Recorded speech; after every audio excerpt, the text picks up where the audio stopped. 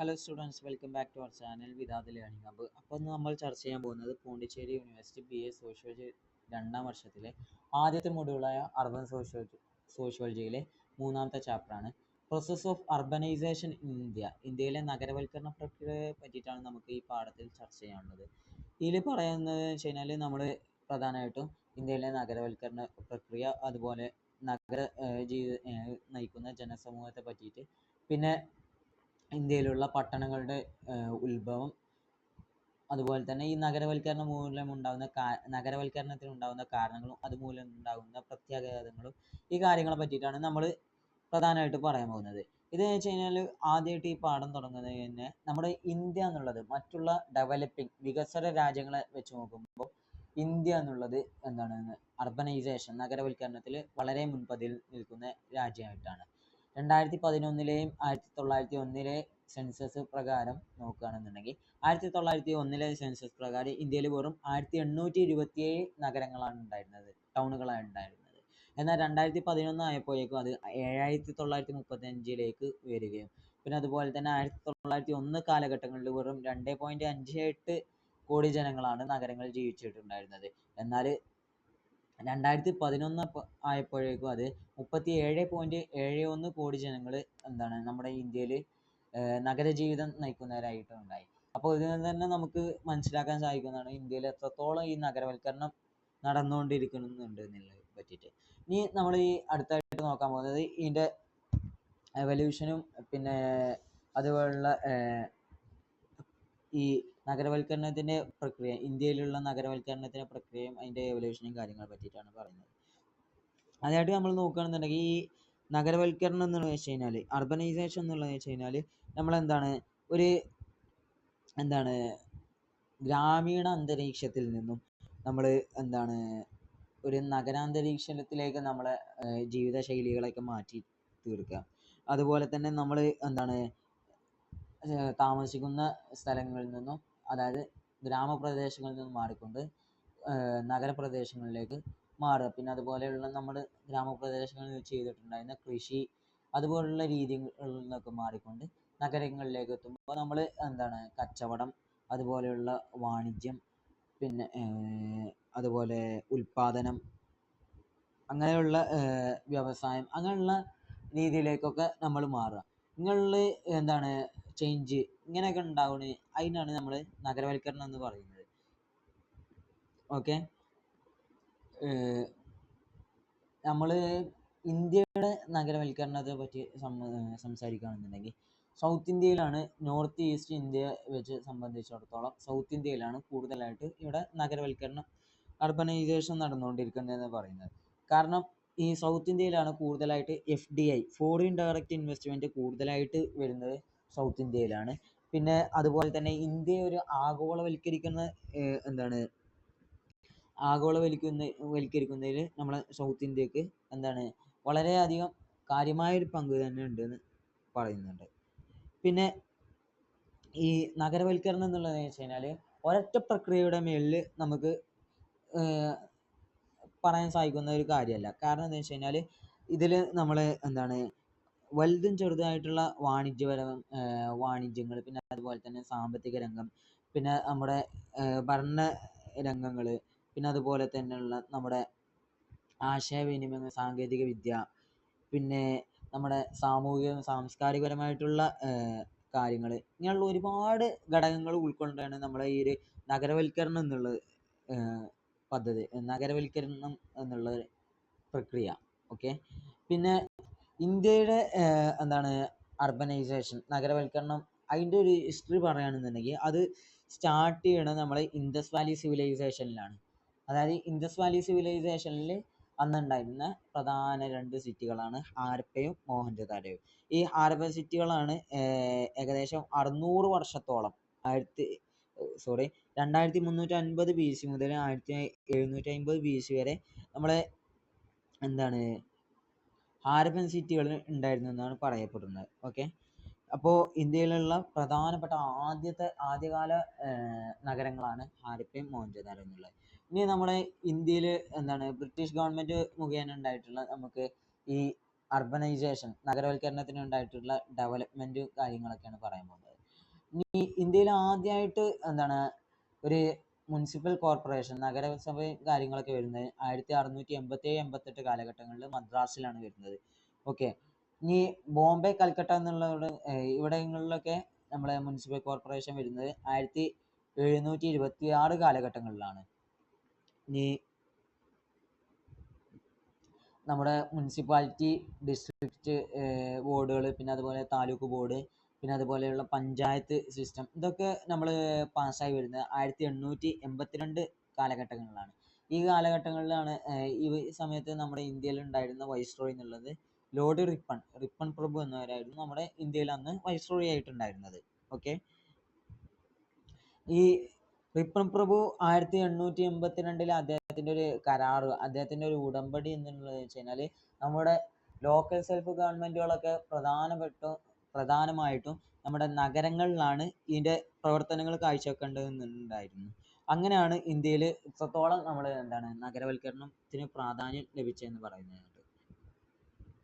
പിന്നെ അതുപോലെ തന്നെ ഇന്ത്യയിൽ ബ്രിട്ടീഷ് ഗവൺമെന്റുകൾ നമുക്ക് വേണ്ടിയുണ്ടാക്കിയ പ്രധാനപ്പെട്ട ഒരു 3 പോർട്ടുകൾ, തുറമുഖം കാര്യങ്ങളൊക്കെ ഉണ്ടാക്കി തന്നു. അതാണ് നമ്മുടെ മദ്രാസിലും കൊൽക്കത്തയിലും പിന്നെ അതുപോലെയുള്ള മുംബൈയിൽ ഇവിടങ്ങളിലൊക്കെ നമുക്ക് പോർട്ടുകൾ ഉണ്ടാക്കി തന്നു. അതൊക്കെ നമ്മുടെ നഗരവൽക്കരണത്തിന് കൂടുതൽ സാധ്യതകളും മറ്റൊക്കെ നൽകിയിട്ടുണ്ട്. പിന്നെ അതുപോലെയുള്ള ഹില്ലി ഏരിയകളിൽ, സൗത്ത് ഭാഗത്തുള്ള ഹില്ലി ഏരിയകളിലും ഒക്കെ നമുക്ക് റിസോർട്ട് അങ്ങനെയുള്ള കാര്യങ്ങളൊക്കെ തന്നുകൊണ്ട് നമ്മുടെ ലോക്കൽസിനെ ഗ്രാമപ്രദേശങ്ങളിൽ നിന്ന് ജീവിച്ചിരുന്നവരെ നഗരപ്രദേശങ്ങളിലേക്ക് ആകർഷിക്കുന്ന ഒരുപാട് കാര്യങ്ങൾ ഇവർ ചെയ്തിട്ടുണ്ട്. ഇനി ഇന്ത്യയിലുള്ള സിറ്റികളെ ഒറിജിനെ പറ്റിയിട്ടാണ് നമുക്ക് സംസാരിക്കാനുള്ളത്. ഇനി 2500 BC കാലഘട്ടങ്ങളിൽ ഇന്ത്യയിൽ നഗരപ്രദേശങ്ങൾ ഉണ്ടാവാൻ തുടങ്ങിയിട്ടുണ്ട് എന്നാണ് പറയുന്നത്. അത് പുരാതന ഇന്ത്യയിൽ. ഇനി നഗരങ്ങളെ നമുക്ക് മൂന്നായി തിരിക്കാൻ പറ്റും. ഈ പട്ടണങ്ങളുടെ ഫോർമേഷനും കാര്യങ്ങളൊക്കെ ആൻഷ്യന്റ്, മിഡീവൽ, മോഡേൺ. ഇതിൽ ആൻഷ്യന്റ് കാലഘട്ടങ്ങൾ എന്ന് വെച്ച് കഴിഞ്ഞാൽ നമ്മളെ പ്രധാനമായിട്ടും നഗരങ്ങൾ അവിടുത്തെ തലസ്ഥാനങ്ങളായിട്ടാണ് പരിഗണിച്ചിട്ടുണ്ടായിരുന്നത്. ഈ എന്ന് വെച്ച് കഴിഞ്ഞാൽ ഈ നഗരങ്ങൾക്ക് പ്രധാനമായിട്ടും അവിടുത്തെ സൈന്യത്തിനെ ഫോക്കസ് ചെയ്തിട്ടുണ്ടായിരുന്നത്. ഇനി ഈ നഗരങ്ങളിൽ വല്ല കച്ചവടങ്ങളോ മറ്റൊക്കെ പ്രാക്ടീസ് ചെയ്യാന്നുണ്ടെങ്കിൽ അത് പ്രധാനമായിട്ടും ഒന്നുകിൽ ഈ രാജ്യത്തെ സപ്പോർട്ട് ചെയ്യാനോ അല്ലാന്നുണ്ടെങ്കിൽ ഈ അന്നുണ്ടായിരുന്ന രാജാവിൻ്റെ ഈ ആർമിയെ, മിലിറ്ററിയെ സപ്പോർട്ട് ചെയ്യാനോ അതിന് വേണ്ടിയിട്ട് ഉണ്ടായിരുന്നതാണ് അന്ന് അവിടെ ഉണ്ടായിരുന്ന ഏതെങ്കിലും കച്ചവടങ്ങളെ പ്രോത്സാഹിപ്പിക്കുക എന്നുണ്ടായിരുന്നത്. പിന്നെ ഇവർക്ക് നഗരപ്രദേശങ്ങളിൽ അവർക്ക് അനുയോജ്യമായ കാലാവസ്ഥയും അന്തരീക്ഷം ഉണ്ടായിരുന്നുള്ളത് വളരെയധികം ഇവിടെ നഗരവൽക്കരണത്തിന് കാര്യമായ പങ്ക് വഹിച്ചിട്ടുണ്ട്. കാരണം പഴയ കാലഘട്ടങ്ങളിലുള്ള നഗരവൽക്കരണങ്ങളൊക്കെ നമുക്ക് കാണാൻ സാധിക്കുക പ്രധാനമായിട്ടും ഈ തീരപ്രദേശങ്ങളിലും പിന്നെ നല്ല നദീതടങ്ങളിലൊക്കെ ആയിട്ടാണ് കാണാൻ സാധിക്കുന്നത്. പിന്നെ ഇന്ന് ഇന്ത്യയിൽ ഉള്ള 45 അതിലധികമോ ടൗണുകൾ, നഗരങ്ങളും മറ്റൊക്കെ കൂടുതലായിട്ടും നമ്മുടെ പുരാതന ഹിസ്റ്ററിയും കാര്യങ്ങളൊക്കെ, ചരിത്രവും കാര്യങ്ങളൊക്കെ ശേഷിപ്പുകളൊക്കെ ഉള്ളൊരു 45 അതിലധികമോ ടൗണുകൾ ഉണ്ട് എന്നാണ് പറയപ്പെടുന്നത്. ഈ മിഡീവൽ കാലഘട്ടങ്ങളിലേക്ക് വരികയാണെന്നുണ്ടെങ്കിൽ നമ്മൾ ഈ നഗരങ്ങൾ സിറ്റികൾ, പട്ടണങ്ങളൊക്കെ രൂപം കൊള്ളുന്നതെന്ന് വെച്ച് കഴിഞ്ഞാൽ ഒരു കൊമേഴ്ഷ്യൽ ഹബ്ബ്, വാണിജ്യപരമായിട്ടുള്ള ആവശ്യങ്ങൾക്ക് വേണ്ടിയിട്ടുള്ള കൊടുക്കൽ വാങ്ങലുകളുടെ ഒരു ഇടമായിട്ടാണ് വരുന്നത്. ഓക്കെ. ഇവിടെ നമ്മളെ നല്ല സമ്പന്നരായിട്ടുള്ള കച്ചവടക്കാർ വരുന്നു, പിന്നെ അവർ ലോക്കൽസിനോട്, ട്രേഡിങ് ക്ലാസ്സിനോട് വാങ്ങുന്നു. അങ്ങനെയുള്ള ഒരുപാട് ഇടമായിട്ടാണ് പിന്നെ മിഡീവൽ കാലഘട്ടങ്ങളിൽ ഓരോ നഗരങ്ങൾ രൂപപ്പെടുന്നത്. ഓക്കെ. ഈ മിഡീവൽ കാലഘട്ടങ്ങളിലുള്ള ടൗണുകൾ വെച്ചാൽ പ്രധാനമായിട്ടും റൂറൽ ഏരിയകളിലുള്ള, അതായത് ഗ്രാമപ്രദേശങ്ങളെ ആശ്രയിച്ചുകൊണ്ട് നിലനിന്നു വന്നായിരുന്നു. ഇനി നമ്മൾ ഈ അന്നുണ്ടായിരുന്ന പ്രാദേശിക രാജാക്കന്മാരൊക്കെ എന്ന് വെച്ച് കഴിഞ്ഞാൽ അവർ ഒന്നുകിൽ എന്താവാം അവിടുത്തെ വലിയ ഭൂവുടമകൾ അങ്ങനെയൊക്കെ ആയിരിക്കും. അവർ എന്നിട്ട് ഈ പുറത്തു നിന്നുള്ള വലിയ കച്ചവടക്കാർ, പിന്നെ അതുപോലെയുള്ള കരകൗശലക്കാർ, അങ്ങനെയുള്ള ഒരുപാട് പ്രൊഫഷണൽ വരെ അവരെ രാജ്യങ്ങളിലേക്ക് ക്ഷണിക്കുകയും അവിടെ വെച്ച് അവർക്ക് വേണ്ട സംരക്ഷണം നൽകുകയും അങ്ങനെ അവരുടെ രാജ്യത്തെ വളരെയധികം ഡെവലപ്പ് ചെയ്യാവുന്ന ഒരു രീതിയാണ് അന്നുണ്ടായിരുന്നത്. പിന്നുള്ള ഒരു പുതിയ ഇതെന്ന് വെച്ച് കഴിഞ്ഞാൽ മോഡേൺ സിറ്റികളാണ്. മോഡേൺ സിറ്റികൾ എന്ന് വെച്ച് കഴിഞ്ഞാൽ നമ്മൾ കണക്കാക്കുന്നത് ഇന്ത്യയിൽ കൊളോണിയൽ എറ, അതായത് ബ്രിട്ടീഷ് ഭരണ കാലഘട്ടങ്ങളിലാണ് ഇന്ത്യയിൽ മോഡേൺ സിറ്റികൾ രൂപം കൊള്ളുന്നത്. ഈ മറ്റ് നഗരങ്ങളെ അതായത് ആൻഷ്യൻറ്റും മിഡീവൽ നഗരങ്ങളെ സംബന്ധിച്ചിടത്തോളം ഈ മോഡേൺ നഗരങ്ങൾ വ്യത്യസ്തമാവുന്നതെന്ന് വെച്ച് കഴിഞ്ഞാൽ അതെന്ന് വെച്ച് കഴിഞ്ഞാൽ സർവീസ് ജനങ്ങളാണ്. അതായത് ഭരണവ്യവസ്ഥകളിലോ അല്ലെങ്കിൽ അതുപോലുള്ള കാര്യങ്ങളിൽ ഇടപെടുന്നവരാണ് ഈ മോഡേൺ സിറ്റികളിൽ പ്രധാനമായിട്ടും വന്നവർ എന്നുള്ളത്. മറ്റുള്ളിടത്തൊക്കെ ഒന്നുകിൽ കച്ചവടക്കാർ അങ്ങനെയൊക്കെയാണ് വന്നിട്ടുണ്ടായിരുന്നത്. ഇത് വെച്ച് കഴിഞ്ഞാൽ പ്രധാനപ്പെട്ട ഒഫീഷ്യലായിട്ടുള്ള ആളുകളായിരുന്നു നഗരജീവിതം നയിച്ചുകൊണ്ടിരുന്നത്. ഓക്കെ, ഇനി നമുക്ക് എന്താ ഗ്രോത്ത് ഓഫ് സിറ്റി, സിറ്റികളെ ഗ്രോത്തും കാര്യങ്ങളും പറയുന്നത്.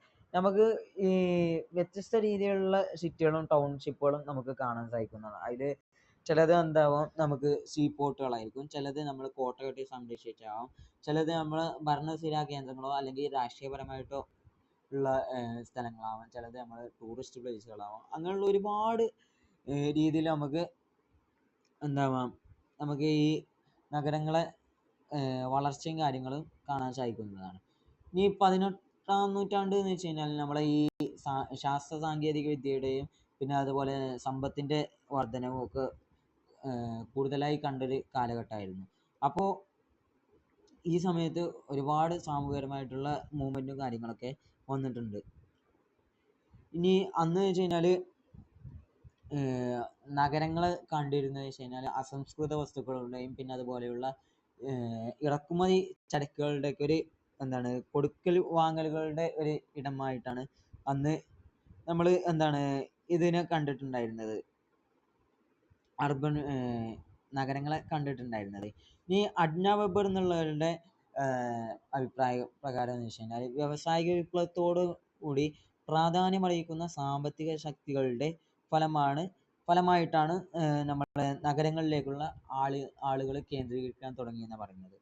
ഓക്കെ, ഇനി അന്ന് നമ്മളെ ഈ നഗരജീവിതം നയിക്കാൻ വേണ്ടിയിട്ട് ജനങ്ങളെ പ്രൊമോട്ട് ചെയ്ത, അവരെ ഉത്തേജിപ്പിച്ച കാര്യങ്ങളാണ് താഴെ പറയുന്നത്. അതായത് നമുക്ക് സ്വതന്ത്രമായിട്ട് എവിടെയോ കച്ചവടം ചെയ്യാനുള്ള നിയമ നിർമ്മാണം, പിന്നെ അതുപോലെയുള്ള നമുക്ക് എവിടെ വേണമെങ്കിലും ദേശാടനം ചെയ്യാനുള്ള നിയമനിർമ്മാണം, പിന്നെ അതുപോലെയുള്ള സെൻട്രലൈസ്ഡ് അഡ്മിനിസ്ട്രേഷൻ, കേന്ദ്രീകൃത ഭരണവ്യവസ്ഥ, പിന്നെ ഭൂനികുതികളുടെയൊക്കെ ഫ്രീ ഫോമുകൾ, അങ്ങനെയുള്ള കാര്യങ്ങളൊക്കെ നമുക്ക് പൊളിറ്റിക്കലി രാഷ്ട്രീയപരമായിട്ട് കിട്ടിയ നേട്ടങ്ങളാണ്. അന്ന് നഗര ജീവിതം നയിക്കാൻ വേണ്ടിയിട്ടുണ്ടായ പ്രചോദനങ്ങളാണ്. ഇനി സാമൂഹികപരമായിട്ടുള്ള ഇതിനുള്ള കാരണങ്ങൾ എന്ന് വെച്ച് കഴിഞ്ഞാൽ എഡ്യൂക്കേഷൻ, ഉയർന്ന വിദ്യാഭ്യാസ രീതി ഉണ്ടായിരുന്നു, വിനോദങ്ങൾ ഉണ്ടായിരുന്നു, പിന്നെ അതുപോലെ ഉയർന്ന ജീവിത രീതികൾ, പിന്നെ അതുപോലെ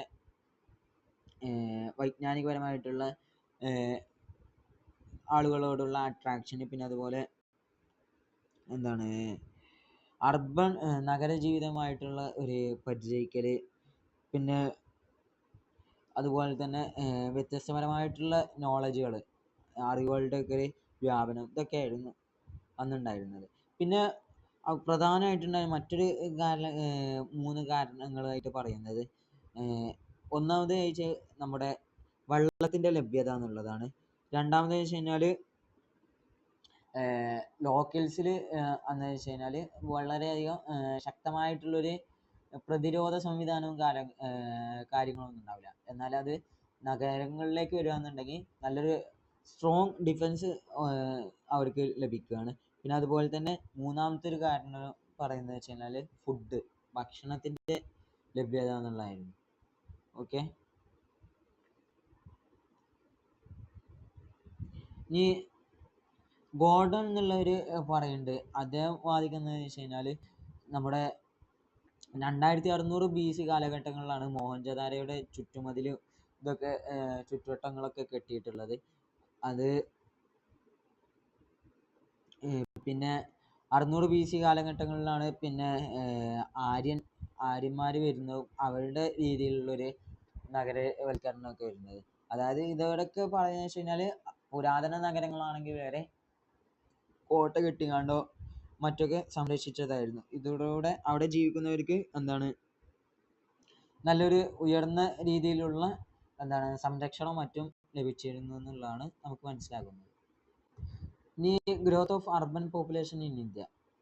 ഓക്കെ, ഇതിൽ പറയുന്നത് വെച്ച് കഴിഞ്ഞാൽ 2017-18 കാലഘട്ടങ്ങളിൽ ഏകദേശം ഒരു 7% GDP-യിൽ നമുക്ക് വർധനം വന്നിട്ടുണ്ട് എന്നുള്ളതാണ്.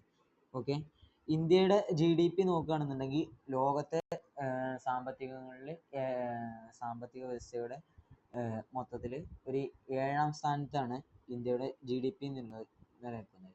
പിന്നെ അതുപോലെ തന്നെ അവിടുത്തെ പർച്ചേസിങ് പവർ പാരിറ്റി PPP എന്നുള്ളത് വെച്ച് കഴിഞ്ഞാൽ അതിൻ്റെ റാങ്ക് എന്ന് വെച്ച് കഴിഞ്ഞാൽ 3ാമതായിട്ട് നിലനിൽക്കുന്നുണ്ട്. ഓക്കെ, പിന്നെ ഇന്ത്യയിൽ ഏകദേശം ഒരു 4400-ഓളം ടൗൺഷിപ്പുകളുണ്ട്. അതിൽ ഏകദേശം 40 കോടിയോളം ജനങ്ങൾ ഇപ്പോൾ നിലവിൽ അവിടെ ജീവിച്ചുകൊണ്ടിരിക്കുന്നത്. 2030 ആകുമ്പോഴേക്കും അത് 60 കോടിയോളം ജനങ്ങളാവുമെന്നാണ് പറയുന്നത്. 2011 സെൻസസ് പ്രകാരം ഇന്ത്യയിൽ 53 ഇന്ത്യൻ സിറ്റികൾ 1 മില്യണിലേറെ ആളുകൾ ജീവിച്ചുകൊണ്ടിരിക്കുന്നതെന്നാണ് പറയുന്നത്. എന്നാൽ 2050 ആകുമ്പോഴേക്കും ഇന്ത്യയിൽ 50% ആളുകളും നഗരജീവിതത്തിലേക്ക് നീങ്ങിക്കൊണ്ടിരിക്കുമെന്നാണ് പറയുന്നത്. ഓക്കെ,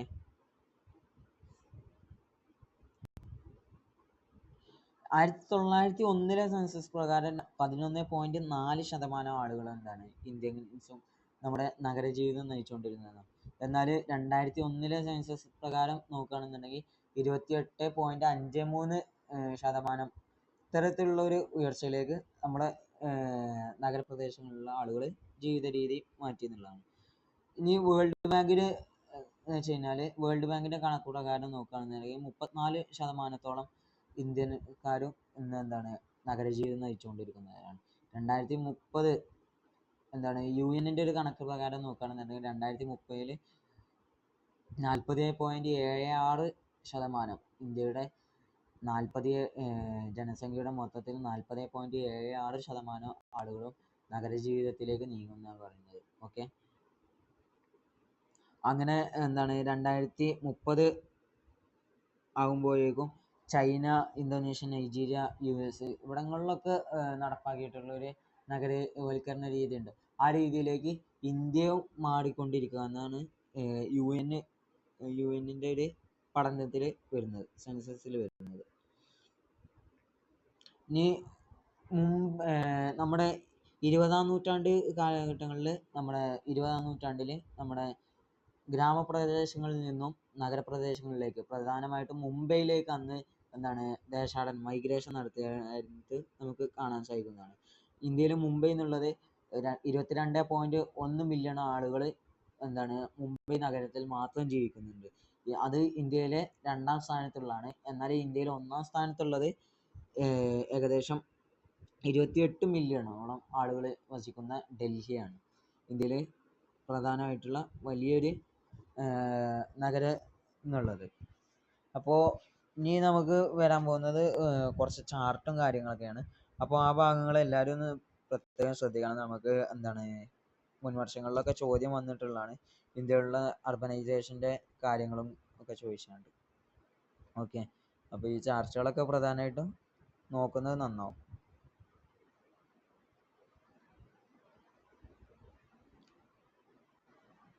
ഇനി വലിയ എന്താണ് രാജ്യങ്ങളായിട്ടുള്ള നമ്മുടെ Western Europe, America, Australia, Japan, Middle East ഇവിടങ്ങളിലൊക്കെ 80% ആളുകൾ എന്താണ് നഗരജീവിതം നയിച്ചുകൊണ്ടിരിക്കുന്നതാണ്. എന്നാൽ എന്താണ് Eastern Europe, East Asia, north eastern Africa ഇവിടങ്ങളിലുള്ള സൗത്ത് അമേരിക്ക ഇവിടങ്ങളിലുള്ള 50 മുതൽ 80% ആളുകൾ വരെ എന്താണ് നഗരങ്ങളിൽ ജീവിക്കുന്നവരാണ്. ബാക്കിയുള്ളവരാണ് ഗ്രാമങ്ങളിൽ ഉള്ളതെന്നാണ് പറയുന്നത്. ഓക്കെ. എന്നാൽ ഇന്നത്തെ കാലത്ത് ഈ ഗ്രാമപ്രദേശങ്ങളിൽ വികസിച്ചുകൊണ്ടിരിക്കുന്ന രാജ്യങ്ങൾ വളരെയധികം കുറവാണ്. അപ്പോൾ അതിൻ്റെ കണക്കും കാര്യങ്ങളൊക്കെയാണ് വരുന്നത്. അപ്പോൾ എല്ലാവരും അത് ഒന്ന് നോട്ട് ചെയ്യാം.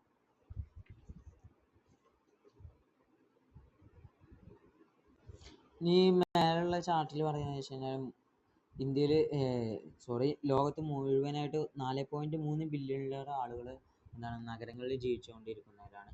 അത് തന്നെ ഇതെന്ന് വെച്ച് കഴിഞ്ഞാൽ ലോകത്തിൻ്റെ 55% ആളുകൾ നഗരജീവിതം നയിച്ചുകൊണ്ടിരിക്കുന്നവരാണ്. ഓക്കെ.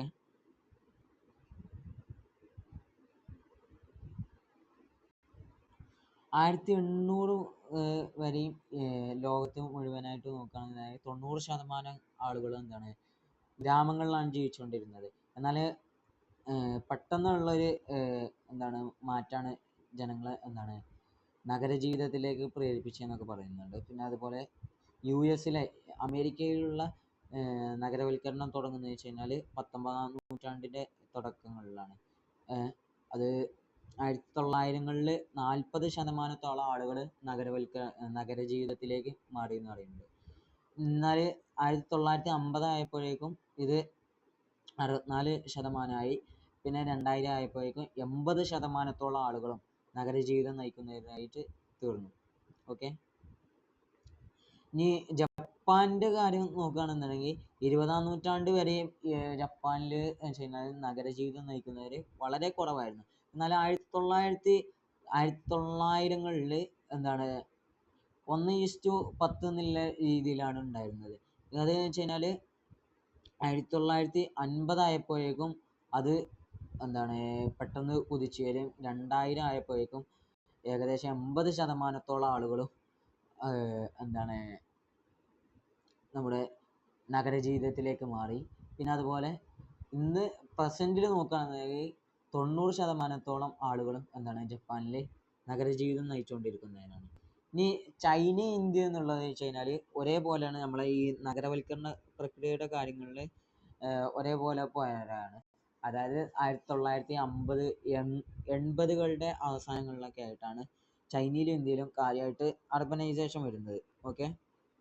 പക്ഷേ ചൈനയിൽ എന്ന് വെച്ച് കഴിഞ്ഞാൽ പെട്ടെന്ന് 1990, 2000 ആയപ്പോഴേക്കും എന്താണ് ചൈനയിൽ പെട്ടെന്ന് ഇത് 1:4 എന്നുള്ള രീതിയിൽ എന്താണ് അവിടെയുള്ള ജീവിത രീതിയും മറ്റൊക്കെ മാറി. എന്നാൽ ഇന്ത്യയിൽ എന്ന് വെച്ച് കഴിഞ്ഞാൽ അത് 2000 ആയപ്പോഴേക്കും എന്താണ് നമ്മളെ 58% ആയി മാറി. പക്ഷെ ഇന്ത്യയിൽ ഇപ്പോഴും നിലവിൽ 33% എന്നുള്ളൊരു സ്റ്റഡി ആയിട്ടുള്ളൊരു രീതിയിലാണ് ഇപ്പോഴും പോയിക്കൊണ്ടിരിക്കുന്നത്. UN-ന്റെ വേൾഡ് അർബനൈസേഷൻ പ്രോസ്പെക്ടസ് അവരുടെ ഒരു പഠനപ്രകാരം അവർ പറയുന്നത് വെച്ചാൽ 2050 ആകുമ്പോഴേക്കും അവർ പ്രൊജക്റ്റ് ചെയ്യുന്നത് ലോകത്തിൻ്റെ 68% ആളുകളെയും എന്താണ് നഗരജീവിതത്തിലേക്ക് നയിക്കുക എന്നുള്ളതാണ്.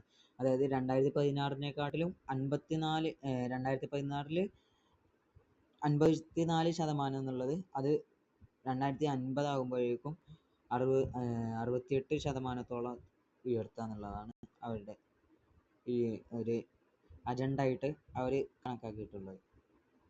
നമ്മൾ ഈ അർബനൈസേഷനിലെ ട്രെൻഡുകളാണ് പറയാൻ പോകുന്നത്.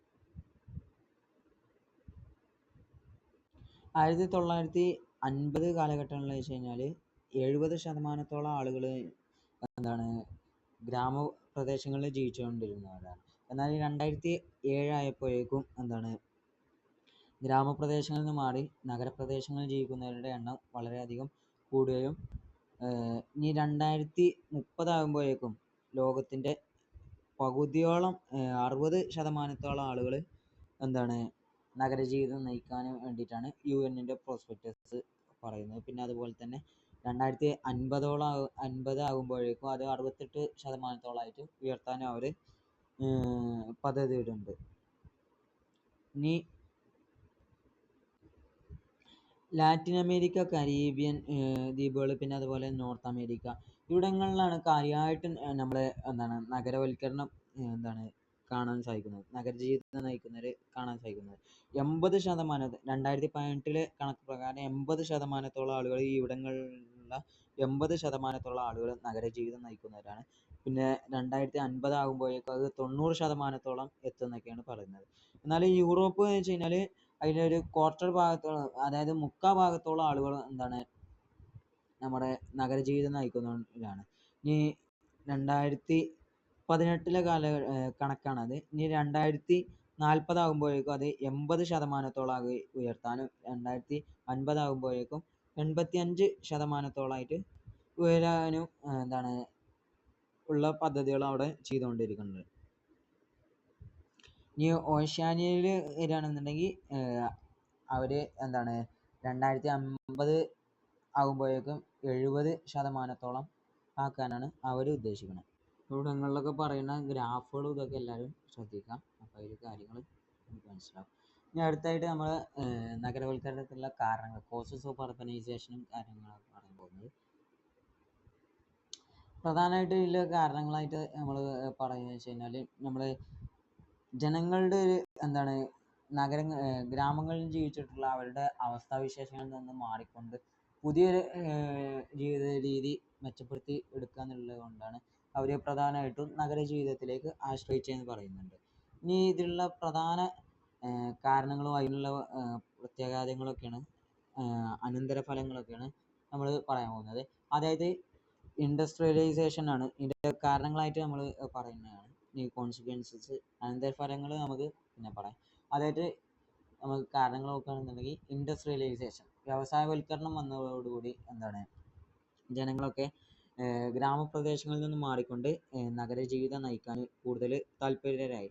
അതെന്ന് വെച്ച് കഴിഞ്ഞാൽ കൂടുതൽ സാമ്പത്തിക രംഗങ്ങളിലും മറ്റൊക്കെ അവർക്ക് ഉയർച്ച നേടാൻ കഴിയും എന്നുള്ളൊരു പ്രധാന കാരണമാണ് അതിലുള്ള ഇതായിട്ട് വരുന്നത്. രണ്ടാമത് വെച്ച് കഴിഞ്ഞാൽ കൊമേഴ്സ്യലൈസേഷൻ, അതായത് വാണിജ്യവൽക്കരണം. അതായത് ഗ്രാമപ്രദേശങ്ങളെ സംബന്ധിച്ചുകൊണ്ട് നഗരപ്രദേശങ്ങൾ കൂടുതൽ കച്ചവടങ്ങളും മറ്റൊക്കെ നടക്കുന്നുള്ളതുകൊണ്ട്, പിന്നെ അതുപോലെയുള്ള നമ്മുടെ കൊടുക്കൽ വാങ്ങലുകൾ, ഒരു എക്സ്ചേഞ്ചുകൾ, അങ്ങനെ ഒരുപാട് കച്ചവടമായിട്ടുള്ള ഒരുപാട് രംഗങ്ങളിൽ കൂടുതൽ ശ്രദ്ധ കേന്ദ്രീകരിക്കാൻ കഴിയുക നഗരങ്ങളിലായതുകൊണ്ട് എന്നുള്ളത് തന്നെ ഇത് നഗരവൽക്കരണത്തിനുള്ള മറ്റൊരു കാരണങ്ങളാണ്.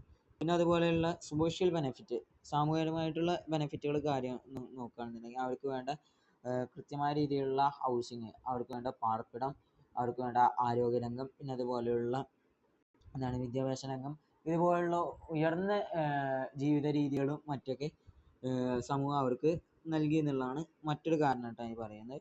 പിന്നെ നമ്മുടെ ജോലി സാധ്യതകളാണ് അടുത്തായിട്ട് പറയുന്നത്. അതായത് നഗരങ്ങളിൽ ജീവിക്കുമ്പോൾ ഒരുപാട് ജോലികൾക്കുള്ള സാധ്യതകളുണ്ട്, ഒരുപാട് മൾട്ടി ലെവൽ കമ്പനികളും മറ്റൊക്കെ ഉണ്ടാകുമ്പോൾ അതിനുള്ള സാധ്യതകളുണ്ട്.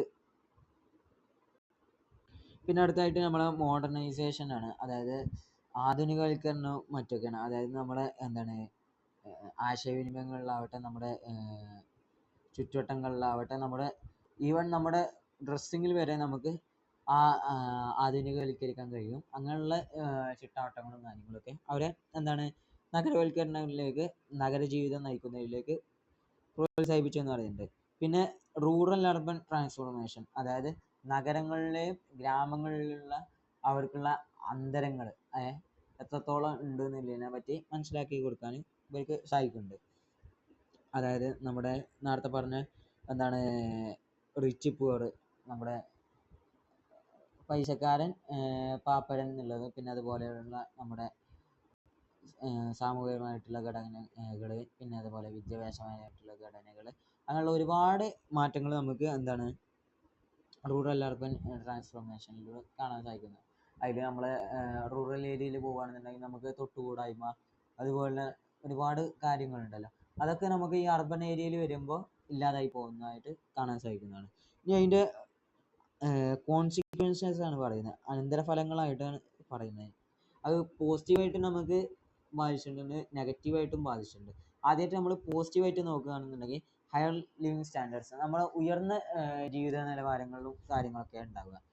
അതായത് നമ്മൾ എന്താണ് സാമ്പത്തികപരമായിട്ടും നമ്മുടെ ബാക്കിയുള്ളവർ ജീവിക്കുന്നതിനനുസരിച്ച് നമ്മൾ ജീവിക്കാൻ തുടങ്ങുന്നു. അങ്ങനെ നമ്മൾ ഉയർന്ന ജീവിത രീതിയിലെത്തണം. പിന്നെ അതുപോലെ ഗ്രേറ്റർ മാർക്കറ്റ് പൊട്ടൻഷ്യൽ, അതായത് നമുക്ക് നമ്മുടെ പ്രൊഡക്റ്റ് നമുക്ക് വിൽക്കണം എന്നുണ്ടെങ്കിലൊക്കെ നമുക്ക് കൂടുതലായിട്ട് ഉള്ള സാധ്യതകളും മറ്റൊക്കെ എന്താണ് ഗ്രാമപ്രദേശങ്ങളിലെക്കാട്ടിലും കസ്റ്റമേഴ്സും മറ്റൊക്കെ വരുന്നത് കൊണ്ട് തന്നെ പിന്നെ നമുക്ക് നഗരപ്രദേശങ്ങളിൽ കാണാൻ സാധിക്കുന്നു. പിന്നെ പിന്നെ ഇംപ്രൂവ്ഡ് സർവീസുകൾ, അതായത് നമ്മുടെ സേവനങ്ങളൊക്കെ ഒന്നുകൂടി മെച്ചപ്പെടുത്തിയായിരിക്കും. റൂറൽ ഏരിയയിൽ ഒരൊറ്റ രീതിയിലാണ് നമുക്ക് എല്ലാ കാര്യങ്ങളും നടക്കാന്നുണ്ടെങ്കിൽ, ഉദാഹരണം പറയുകയാണെങ്കിൽ നമ്മളെ ട്രാൻസ്പോർട്ടേഷൻ, അതായത് ഗതാഗത സൗകര്യം റൂറൽ ഏരിയയിൽ വെറും ഒരു റിക്ഷ മാത്രമാണെന്നുണ്ടെങ്കിൽ, ഇവിടെ നഗരങ്ങളിൽ വരികയാണെന്നുണ്ടെങ്കിൽ നമുക്ക് റിക്ഷ ഉണ്ടാവും, ക്യാബുകൾ ഉണ്ടാവും, അതുപോലെ ബസ്സുകൾ ഉണ്ടാവും, ട്രാം ഉണ്ടാവും, അങ്ങനെയുള്ള ഒരുപാട് വ്യത്യസ്ത രീതികളുണ്ടല്ലോ. അതായത് നമുക്ക് കിട്ടുന്ന സേവനങ്ങളിലൊക്കെ ഒരു മാറ്റം വന്നു, പുരോഗതി വന്നു. അങ്ങനെയുള്ള കാര്യങ്ങളൊക്കെയാണ് നമുക്ക് ഇതിലെ പോസിറ്റീവായിട്ട് അതിന് അന്തരഫലങ്ങൾ നോക്കുകയാണെന്നുണ്ടെങ്കിൽ. ഇനി നെഗറ്റീവ് സൈഡുകൾ നോക്കുകയാണെന്നുണ്ടെങ്കിൽ ഹൗസിങ് ഇഷ്യൂസ്, അതായത് കൂടുതൽ ആളുകൾ വന്നു കഴിഞ്ഞാൽ നമുക്ക് എന്താവുക, പാർപ്പിട സമുച്ചയങ്ങളിലും മറ്റൊക്കെ വരുന്ന പ്രശ്നങ്ങൾ, അത് നമുക്ക് ഈ വലിയ നഗരങ്ങളിലൊക്കെ പോയാൽ നമുക്ക് ഫീൽ ചെയ്യുന്ന കാര്യങ്ങളാണ്. മുംബൈയും ഡൽഹിയൊക്കെ പോയവർക്ക് അറിയുന്നുണ്ടാവും. പിന്നെ അതുപോലെ തന്നെ ഓവർ ക്രൗഡിങ്, അതായത് നന്നായി ജനങ്ങൾ പാർത്ത് കഴിഞ്ഞാൽ ഉണ്ടാകുന്ന പ്രശ്നങ്ങൾ, നമുക്ക് ഒരു ചുരുങ്ങിയ ഇടത്തിൽ അവിടെ ഉൾക്കൊള്ളാൻ പറ്റുന്നതിലേറെ ആളുകൾ അവിടെ താമസിക്കുന്നതുകൊണ്ടുണ്ടാകുന്ന പ്രശ്നങ്ങൾ. പിന്നെ അതുപോലെ അൺഎംപ്ലോയ്മെൻറ്റ്, അതായത് നമുക്ക് നഗരപ്രദേശങ്ങളിൽ ജീവിക്കുന്ന ഒരുപാട് എഡ്യൂക്കേറ്റഡ് ഗ്രാജുവേറ്റ് ആയ ആളുകൾ വരെ നമുക്ക് എന്താവാം, ഈ ജോലി ഇല്ലാതെ അലയുന്നതായിട്ട് നമുക്ക് കാണാൻ സാധിക്കുന്നതാണ്. അതായത് നഗരപ്രദേശങ്ങളിൽ എന്താണ്, ഗ്രാമപ്രദേശങ്ങളെ സംബന്ധിച്ചിടത്തോളം ജോലി സാധ്യത ഇല്ലാതെയായി പോകുന്നുണ്ട്. ഗ്രാമപ്രദേശങ്ങളിലാണെന്നുണ്ടെങ്കിൽ അവരുടേതായിട്ടുള്ള ചിട്ടാവട്ടങ്ങളിലുള്ള രീതികളെങ്കിലും അവർക്ക് എന്തെങ്കിലും ഒരു ജോലി നിലനിൽക്ക് ഉണ്ടാവും. പക്ഷേ ഗ്രാമപ്രദേശങ്ങളിൽ വലിയ നഗരപ്രദേശങ്ങളിൽ വലിയ ഗ്രാജുവേറ്റ് ആയവർക്ക് പോലും ജോലി കിട്ടില്ല എന്നുള്ളത് വളരെ യാഥാർത്ഥ്യമാണ്. ഇനി അടുത്ത് സ്ലം ഗ്രൗത്ത്, അതായത് നമ്മളെ ചേരി പ്രദേശങ്ങൾ കൂടുതലായിട്ട് ഉണ്ടാവുക, അതായത് നിശ്ചിത സ്ഥലത്ത് ഉൾക്കൊള്ളാൻ കഴിയുന്നതിലേറെ ആളുകൾ ഉണ്ടാകുന്നതോടുകൂടി അവിടെ ഉള്ളവരൊക്കെ ചേരികൾ കെട്ടി താമസിക്കാനും മറ്റൊക്കെ തുടങ്ങും. പിന്നെ നമ്മുടെ ശുചിത്വമായിട്ടുള്ള ഇതാണ് അടുത്ത വെച്ച് കഴിഞ്ഞാൽ നമ്മുടെ എന്താണ് ഒരുപാട് ശുചിത്വപരമായിട്ടുള്ള നമ്മുടെ ജീവിത രീതിയെ നന്നായി ബാധിക്കുന്ന കാര്യങ്ങൾ. അത് ഗവൺമെൻറ്റിൻ്റെ മുനിസിപ്പാലിറ്റി അവരുടെയൊക്കെ പ്രവർത്തനങ്ങൾ ഉണ്ടാവലോട് കൂടി തന്നെ നമുക്ക് അവർക്ക് അനിയന്ത്രിതമായി വരുന്ന സമയത്ത് ഒരുപാട് പ്രശ്നങ്ങൾ ഉണ്ടാവും, നമ്മുടെ ബാത്റൂം സൗകര്യങ്ങളും മറ്റൊക്കെ ആയിട്ട് തന്നെ. പിന്നെ അടുത്താണ് പുവർ ഹെൽത്ത്, നമ്മുടെ ആരോഗ്യരംഗത്തും വളരെയധികം ക്ഷയം സംഭവിക്കും. നമുക്ക് നമ്മുടെ ശരീരങ്ങളിൽ പലവിധ അസുഖങ്ങളും മറ്റൊക്കെ പിടിപെടുന്നതാണ്. പിന്നെ അടുത്താണ് ട്രാഫിക് കൺജഷൻ, അതായത് നമ്മളെ ട്രാഫിക്കുകളിലുള്ള ഉയർന്ന രീതിയിലുള്ള തിക്കും തിരക്കുകളൊക്കെ ഓക്കെ. അതായത് അതുമൂലം നമുക്ക് എന്താണ് ട്രാഫിക് ജാമുകൾ, ടൈം വേസ്റ്റ്, പിന്നെ അതുപോലെ എന്താണ് എയർ പൊല്യൂഷന്, നോയിസ് പൊല്യൂഷന്, അങ്ങനെയുള്ള ഒരുപാട് കാര്യങ്ങൾ ഉണ്ടാവും. അപ്പോൾ എല്ലാവരും വലിയ പ്രൊഫഷണൽസും കാര്യങ്ങളൊക്കെ ആകുമ്പോൾ എല്ലായിടത്തും വണ്ടികളും സൗകര്യങ്ങളും ഉണ്ടാവും. എല്ലാവരും വണ്ടികൾ കൊണ്ടൊക്കെ ഇറങ്ങിക്കഴിഞ്ഞാൽ ഇത്തരത്തിലുള്ള പ്രശ്നങ്ങളൊക്കെ ഉണ്ടാവും. പിന്നെ അടുത്തെന്ന് വെച്ച് കഴിഞ്ഞാൽ ഗാർബേജ് ഡിസ്പോസൽ, നമ്മുടെ വേസ്റ്റും കാര്യങ്ങളൊക്കെ ഇടുന്നതുമായി ബന്ധപ്പെട്ടുകൊണ്ടാണ്. അപ്പോൾ അതെന്ന് വെച്ച് കഴിഞ്ഞാൽ നമുക്ക് വേസ്റ്റും കാര്യങ്ങളൊക്കെ ഒരുപാട് ഉണ്ടാവും, അനിയന്ത്രിതമായി വരുന്നതുകൊണ്ട് തന്നെ നമുക്ക് അതിനെ വേണ്ട പോലെ സംസ്കരിച്ച് എടുക്കാൻ കഴിഞ്ഞോളണമെന്നില്ല. ഇത്തരത്തിൽ എന്താണ് അടിഞ്ഞുകൂടിയ എന്താണ് വേസ്റ്റുകളിൽ നിന്നും മറ്റൊക്കെ ലീസ്റ്റൈറ്റ് എന്ന ഒരു ടോക്സിക് ഒരു വിഷദ്രാവകം ഉണ്ടാവും. അതെന്ന് വെച്ച് കഴിഞ്ഞാൽ നമ്മുടെ എന്താണ് ഇൻസെക്റ്റ് പ്രാണികളെയും എലികളെയൊക്കെ അത് അട്രാക്ട് ചെയ്യണു. അതുമൂലം അവർ ഇതിൻ്റെ ഭാഗരാകുമ്പോൾ നമുക്ക് പൊതുജനങ്ങൾക്ക് ഇതിനുള്ള അസുഖങ്ങളും മറ്റൊക്കെ ഉണ്ടാകും.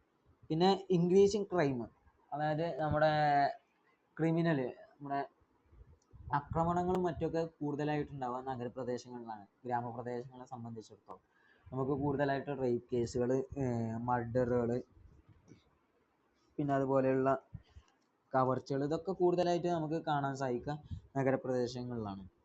പിന്നെ അതുപോലെയുള്ള എന്താണ് കൈക്കൂലി കേസുകളും ഇതൊക്കെ കൂടുതലായിട്ട് നമുക്ക് കാണാൻ സാധിക്കുക നഗരപ്രദേശങ്ങളിലാണ്. നമ്മളിപ്പോൾ പിന്നെ അതുപോലെയുള്ള രാഷ്ട്രീയക്കാരുടെ മുതലെടുപ്പൊക്കെ നമുക്ക് നഗരപ്രദേശങ്ങളിൽ കൂടുതലായിട്ട് കാണാൻ സാധിക്കുന്നതാണ്. ഈ കുറ്റാരോപിതരായവരൊക്കെ രാഷ്ട്രീയ മുതലെടുപ്പിലൂടെ എന്താണ് പുറത്തെടുക്കുന്നത് മറ്റൊക്കെ നമുക്ക് കാണാൻ സാധിക്കുന്നതാണ്. പിന്നെ നമ്മൾ മൊത്തത്തിൽ പറഞ്ഞു വെച്ച് കഴിഞ്ഞാൽ അർബണൈസേഷൻ എന്ന് വെച്ച് കഴിഞ്ഞാൽ എന്താണ് പെട്ടെന്ന് നടന്നുകൊണ്ടിരിക്കുന്ന ഒരു സമ്പ്രദായമാണ്, ഒരു കാര്യമാണ്. അത് വെച്ച് കഴിഞ്ഞാൽ നമ്മൾ എന്താണ് നഗരപ്രദേശങ്ങളിൽ നിന്ന് മാറിക്കൊണ്ട് ജനങ്ങൾ അവരുടെ ഉയർന്ന ജീവിത രീതി ഒന്നുകൂടി മെച്ചപ്പെടുത്തണം എന്നുകൊണ്ട് നഗരങ്ങളിലേക്ക് ജീവിതം മാറ്റുകയും അങ്ങനെയുള്ള അവിടെയുള്ള അവരുടെ സെറ്റിൽമെൻറ്റും കാര്യങ്ങളൊക്കെ ഒക്കെയാണ് നമ്മൾ ഇത്രയും നേരം ചർച്ച ചെയ്തത്. ഇതിൽ പ്രധാനമായിട്ട് കീവേഡായിട്ട് പറയുന്നത് വെച്ച് കഴിഞ്ഞാൽ വ്യവസായവൽക്കരണമാണ്, ഇൻഡസ്ട്രിയലൈസേഷനാണ്. ഇൻഡസ്ട്രിയലൈസേഷൻ ആദ്യമായിട്ട് വരുന്നത് എന്താണ് UK-യിലാണ്. അത് പിന്നീട് വെസ്റ്റേൺ യൂറോപ്പിലും നോർത്ത് അമേരിക്കയിലൊക്കെ വ്യാപിച്ചു എന്നൊക്കെ പറയുന്നത്. അപ്പോൾ ഇത്രയും കാര്യങ്ങളൊക്കെയാണ് നമ്മൾ ഇതിൽ ചർച്ച ചെയ്തിട്ടുള്ളത്. പിന്നെ ഇതിൽ പ്രധാനമായിട്ട് നമ്മൾ പ്രീവിയസ് വന്ന ക്വസ്റ്റ്യൻ നോക്കുകയാണെന്നുണ്ടെങ്കിൽ നമ്മൾ ഇന്ത്യയിലുണ്ടായിട്ടുള്ള ഈ അർബനൈസേഷൻ്റെ പ്രോസസ്സ് ചോദിക്കുന്നുണ്ട്. അതിൽ നമുക്ക് ഈ എന്താണ് മൊത്തത്തിൽ ഈ ഹാരപ്പ മോഹൻജദാരോ വിഷയങ്ങൾ പറയാം. പിന്നെ അതുപോലെയുള്ള ആ ചാർട്ടുകളും മറ്റൊക്കെ അനലൈസ് ചെയ്തുകൊണ്ട് വേണം നമ്മൾ അതിനൊക്കെ ഉത്തരങ്ങളും കാര്യങ്ങളൊക്കെ എഴുതാൻ വേണ്ടിയിട്ട്. അപ്പോൾ ഇത്രയും കാര്യങ്ങളാണ് നമ്മൾ ചർച്ച ചെയ്തത്. Okay, thank you.